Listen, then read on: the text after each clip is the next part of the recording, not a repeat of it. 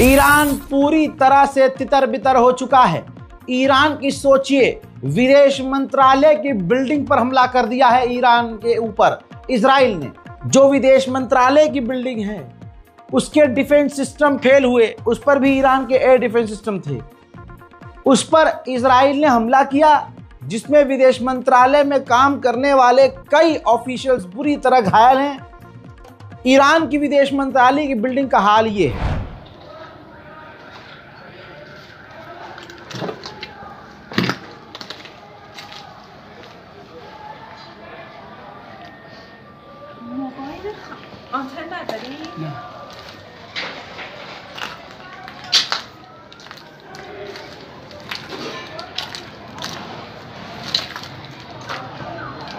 उधर ईरान के nuclear Firdaus site पर, फरदौस न्यूक्लियर पावर प्लांट पर इजराइल ने एक बार फिर से देर रात को हमला किया है। देखिए,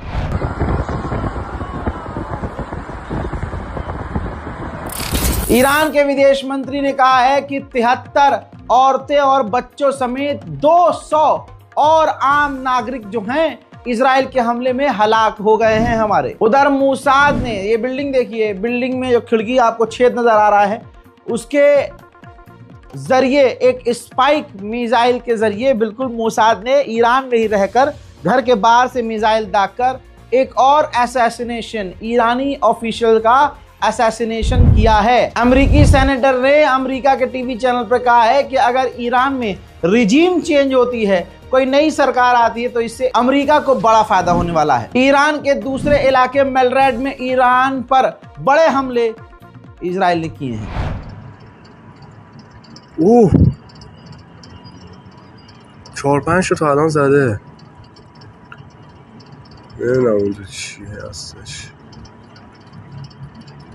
یکی دیگه 2 تا.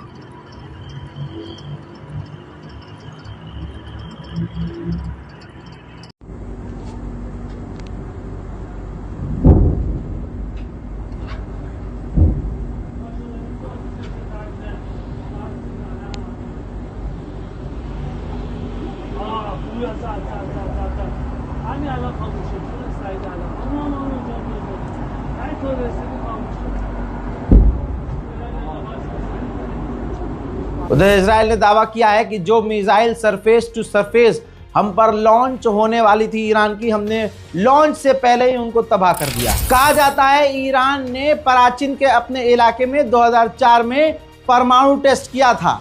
उसी पराचिन के इलाके में अब इजराइल ने हवाई हमले किए हैं और मिसाइलें और रॉकेट और ड्रोन दागे हैं, और वहां पर और पूरी तरह से ईरान के एयर डिफेंस सिस्टम हमलों को रोकते हुए नजर आ रहे हैं।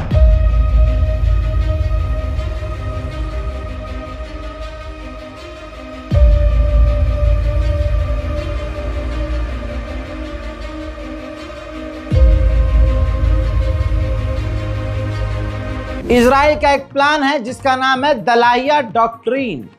इसका क्या मतलब है ये इजराइल जानता है, लेकिन इसको आसान भाषा में एक्सप्लेन मैं कर सकता हूं। इजराइल का प्लान ये है कि भारी मात्रा में तेहरान का हाल ऐसा कर दें कि ज़्यादातर लोग तेहरान छोड़कर भाग जाएं। भारी मात्रा में ईरानी लोग तेहरान से बाहर निकल जाएं और तेहरान मजबूर हो जाए।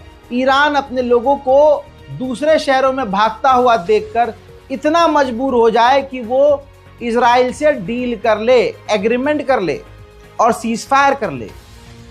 अब इसी संदर्भ में तस्वीर नजर आ रही है, लाखों लोग तेहरान छोड़कर दूसरे इलाकों में जा रहे हैं, जिसकी वजह से घंटों तक का ट्रैफिक ईरान में नजर आ रहा है।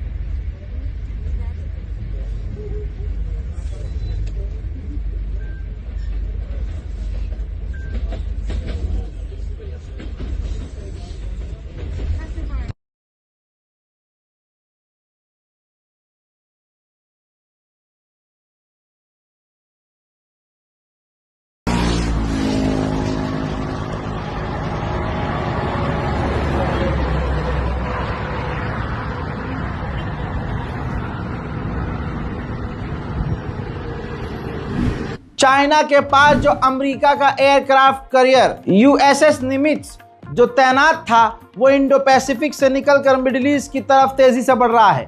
यानी अमेरिका का एयरक्राफ्ट कैरियर चीन से हटकर अब तेजी से ईरान की तरफ बढ़ रहा है। लग रहा है कि अब खुलकर अमेरिका इस जंग में कूदने वाला है, हालांकि वो पहले से इस जंग में मौजूद है।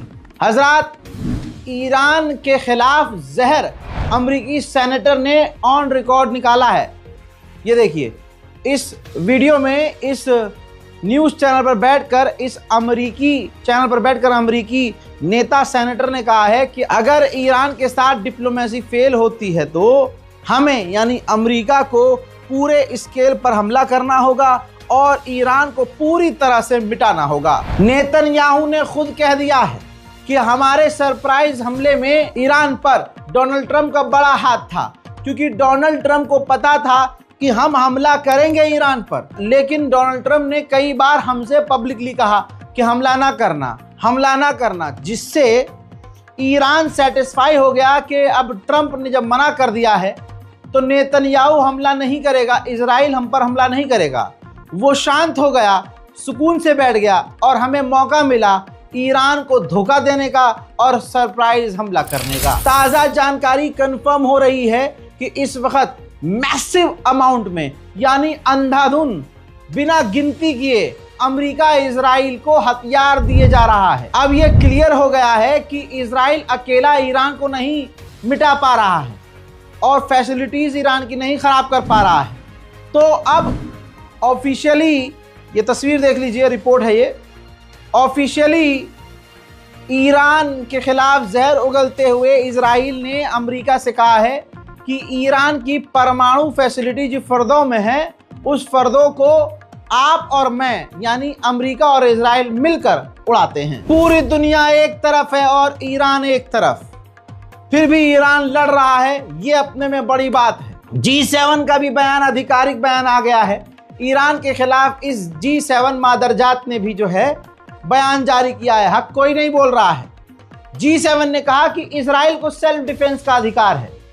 हाँ, मतलब सिर्फ तुम्हें सेल्फ डिफेंस का अधिकार होगा, सामने वाले को नहीं होगा, ये तुम्हारी औकात है।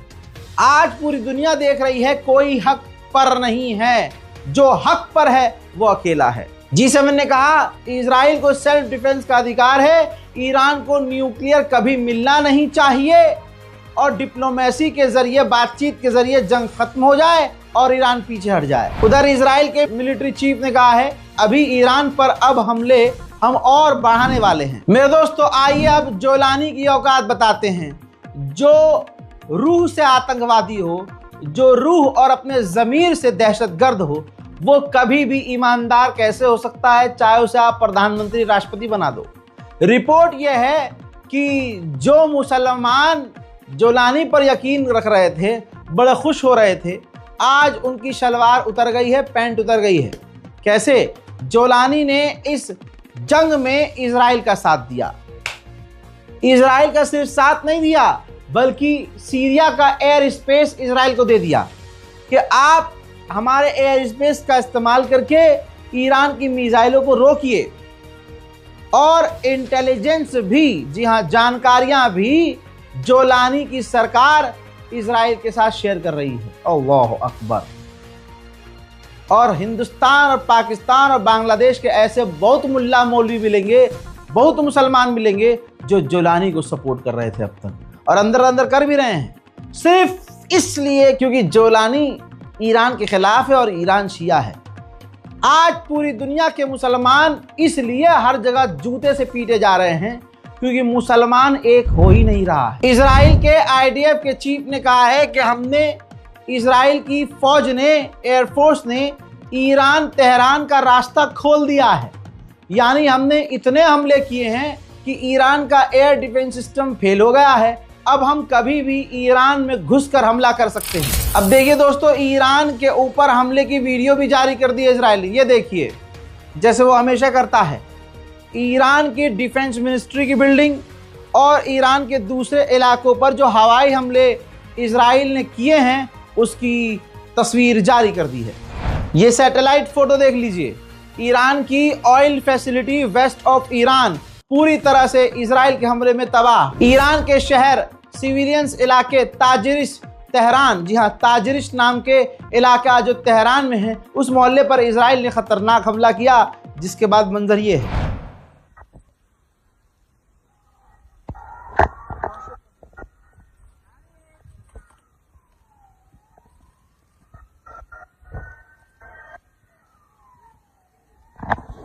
डोनाल्ड ट्रंप ने बयान में कहा है कि हम आखिर तक इजराइल को बचाते रहेंगे।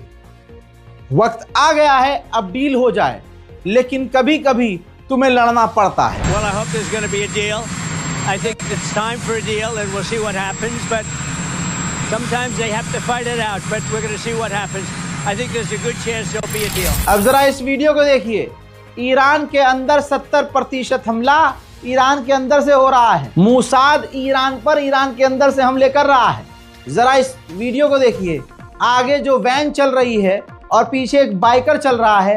वैन मोसाद की है। मोसाद वैन को लेकर चल रहा है और उस वैन के अंदर ईरानी ड्रोन मौजूद हैं और ईरानी पुलिस बाइकर्स जो हैं, जो बाइक पर ईरान की पुलिस है, वो उस वैन पर ओपन फायर कर रही है। हजरात, ईरान के जनरल सलामी की जनाजे की तस्वीर ये है। अल्लाह अकबर अल्लाह। हिम्मत तो ईरान की नहीं टूटी, लेकिन हाँ कमर ईरान की जरूर टूटी है। ईरान का 1-2 नहीं, कम से कम 30 से 35 से 40 कहे जा रहे हैं ऐसे हाई लेवल के कमांडर को इजराइल ने कत्ल कर दिया है। ये क्यों हुआ आसान? क्योंकि ईरान के चप्पे चप्पे में मोसाद मौजूद है। ये इजराइल का डर ही तो है कि वो सामने से नहीं, धोखे से हमला करता है। ईरान के करमनशाह में ईरान का एक फेमस नेशनल और इंटरनेशनल लेवल का बॉक्सर भी कत्ल हो गया है, शहीद हो गया है। फ्रांस का सफेद सुअर इमैनुअल मैक्रोन, उसका बयान ये आया है कि ईरान और इजराइल के बीच मीडिएशन रशिया नहीं कर सकता, अगर अमेरिका करे तो ये ज्यादा बेहतर होगा। Sur le Proche et Moyen-Orient, nous avons une position, je crois, tous unis. Personne ne souhaite voir l'Iran se doter de l'arme nucléaire, mais tout le monde souhaite que la discussion et la négociation reprennent. Et là aussi, les États-Unis d'Amérique ont une vraie capacité à faire revenir tout le monde autour de la table, compte tenu du fait que, avec les Européens, ils sont des protagonistes importants de tout accord nucléaire, et surtout que la dépendance israélienne à l'égard des armes et des munitions américaines leur donne une capacité à... report यह है कि Iran के गांव और शहरों पर भी दोनों तरफ इजराइल हमला कर रहा है, जिसे ईरान के डिफेंस सिस्टम रोकने की कोशिश कर रहे हैं।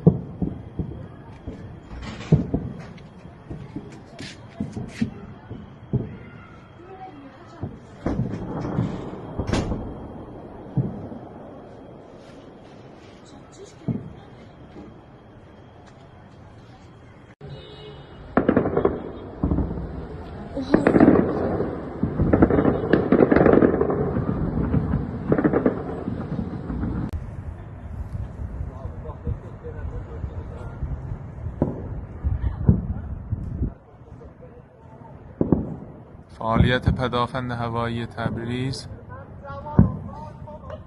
رصد رهگیری و انهدام های رژیم صهیونیستی در मेरे दोस्तों, फिलहाल देर रात अपडेट में इतना ही।